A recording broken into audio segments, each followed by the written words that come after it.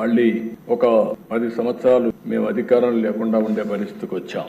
2014 విభజన జరిగిన మనలందరినీ కూడా చాలా కలత చెందేట్టుగా చేసి చాలా ఇబ్బందులు పడ్డాం. నాకైతే ఆ రోజు చాలా మంది ఆదాయం అంతా హైదరాబాద్ లో వస్తుంది, ఈ రాష్ట్రానికి ఆదాయం లేదు, కనీసం పెన్షన్లు వస్తాయా, లేకుంటే మా జీతాలు సకాలంలో వస్తాయా, అభివృద్ధి ఏమవుతుందని భయపడిన రోజు. అయితే దిశ 2014లో మళ్ళీ ఆ రోజు ఎన్డీఏ, బీజేపీ, తెలుగుదేశం కలిసి పోటీ చేశాం.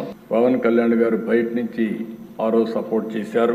అక్కడి నుంచి మళ్ళీ ప్రజల సహకారం తీసుకున్నాం, అనుభవానంతా కూడా ఉపయోగించాం, సమర్థవంతమైన నాయకత్వాన్ని ఇచ్చాం. 22.5 మిలియన్ యూనిట్ల కరెంటు కొరతుంటే 3 నెలల్లో కరెంటు కొరత లేకుండా చేసి మళ్ళీ మిగులు కరెంటు సాధించిన పార్టీ తెలుగుదేశం పార్టీ. 5 సంవత్సరాలు వినూత్నమైన మార్గాలతో ముందుకు పోయి